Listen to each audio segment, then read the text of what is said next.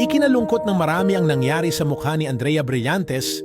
Hindi biro ang pinagdaanan ni Andrea Brillantes kamakailan, lalo na't nangyari ito ilang oras bago ang isa sa pinakamalalaking events ng taon, ang ABS-CBN Christmas Special. Nagising ang aktres na namamaga ang kanyang labi, dahilan para magpanik hindi lang siya, kundi pati na rin ang mga taong nakapaligid sa kanya. Sa kanyang Instagram story, ibinahagi ni Andrea ang close-up photo ng kanyang namamagang labi. Halata ang kanyang pagkabigla at takot dahil wala siyang ideya kung ano ang naging sanhi ng biglaang pamamaga. Sa mga ganitong pagkakataon, madaling panghinaan ng loob, lalo na kung nasa spotlight ka at inaasahan kang mag-perform sa harap ng libu-libong tao.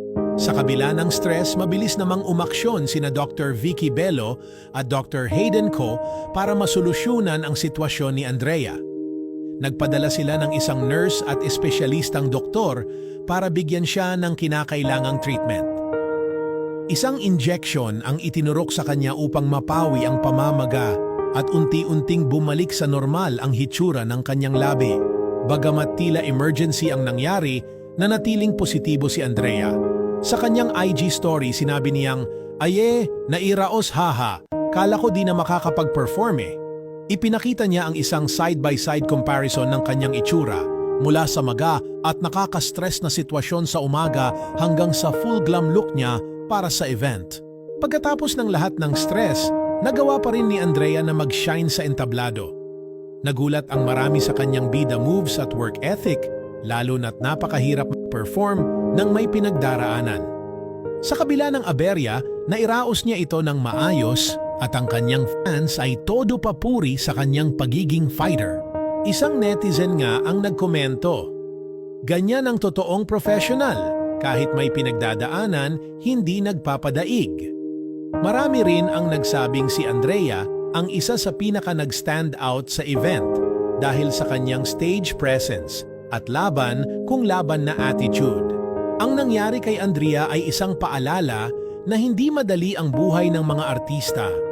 Hindi lang ito tungkol sa ganda o talento.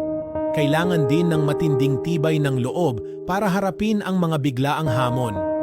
Isipin mo, ilang oras bago siya mag-perform, sobrang stress na ng sitwasyon niya.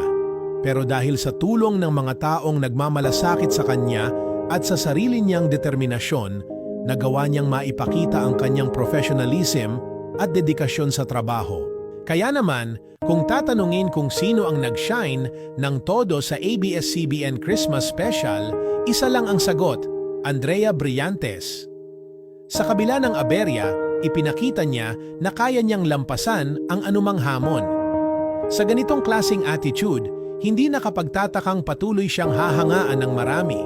Sa showbiz at sa buhay, ang laban ay hindi laging madali. Pero tulad ni Andrea, kailangang tumayo, ngumiti, at magpatuloy kahit na may pamamaga paminsan.